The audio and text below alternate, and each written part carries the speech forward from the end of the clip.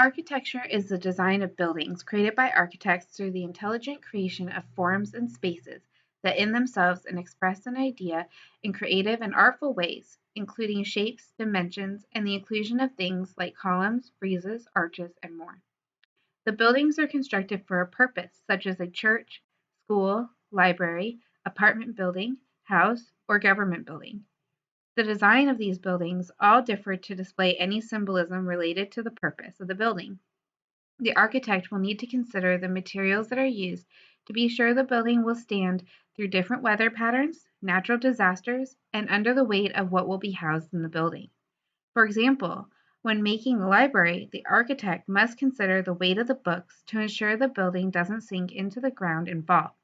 The architect must also be sure of the angles in which it is made. A perfect 90-degree angle will hold a building up better than a 30-degree angle.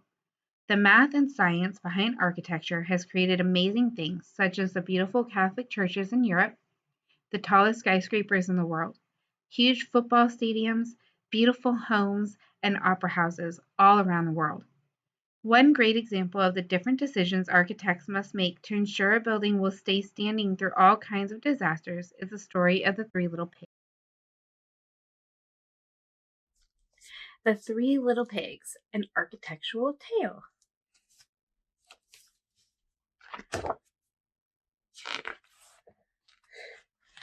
Once upon a time, there were three little pigs who lived in a big house in the forest.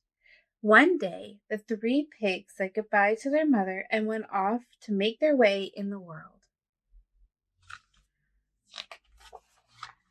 The first pig decided to build his house of scraps. The second pig decided to build his house of glass. But the third little pig decided to build his house of stone and concrete.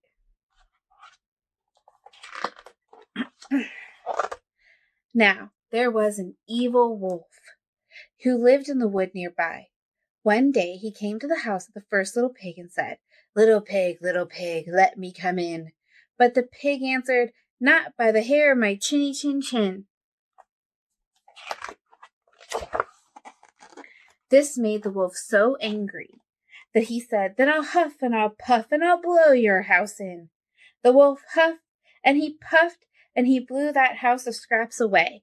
And the first little pig ran as fast as he could to the house of his brother. Soon the wolf came to the house of the second little pig and called out, little pig, let me come in." And the second pig answered, "Not by the hair of my chinny chin chin." The wolf gnashed his teeth and said, "Then I'll huff and I'll puff and I'll blow your house in." And he huffed and he puffed and he blew that house of glass to smithereens. So the two little pigs ran as fast as their legs would take them to the house of their brother. Finally, the wolf arrived at the house of the third little pig, and he growled at the door, little pig, let me come in." But the third little pig replied, "Not by the hair of my chinny chin chin." This enraged the evil wolf, who roared, "Then I'll huff and I'll puff and I'll blow your house in." So he huffed and he puffed and he puffed and he huffed, but he couldn't budge the house of stone and concrete. The wolf said, "Little pig, meet me tomorrow morning at 7 at Farmer Wright's, and I'll show you a fine tomato greenhouse." But the pig awoke at 6, picked the best tomatoes in the greenhouse, and was slicing them for lunch by the time the wolf arrived. "I'll get you yet," said the wolf under his breath. The wolf returned to the third pig's house and said, "Little pig, meet me tomorrow morning at 6 at Farmer Johnson's, and I'll show you an orchard full of tasty apples."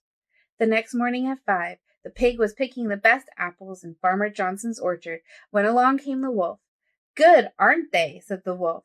"They certainly are," said the pig. "Here, try one." As the wolf chased the apple, the third pig ran home to his house of stone and concrete. That evening, the wolf went back to the third little pig's house and said, "I'll meet you at Frank's flea market tomorrow morning at 5. So the pig arrived at 4. He was admiring a fine rug when he saw the wolf approaching. He did hid himself in the rug, and rolled down the hill toward the wolf. The wolf sped away, with the rug following after him, and the third pig returned home, where he and his brothers prepared a roaring fire in the fireplace and settled in for the evening. Tricked again. The wolf rushed to the third pig's house, saying under his breath, "Little pigs, I'll get you yet." The wolf climbed onto the roof and shouted down the chimney, "I'm coming in to get you." But the wolf tumbled into the roaring fire, scorching his tail. He ran from the house, smoke streaming after him, and was never seen in the forest again. The three little pigs ate a supper of tomato soup, apple pie, and they lived happily ever after. So, what kind of things did the pigs use to make houses? Which worked and which ones didn't? As we can see in the story, the house of the pig that used stone and concrete protected him better against the wolf.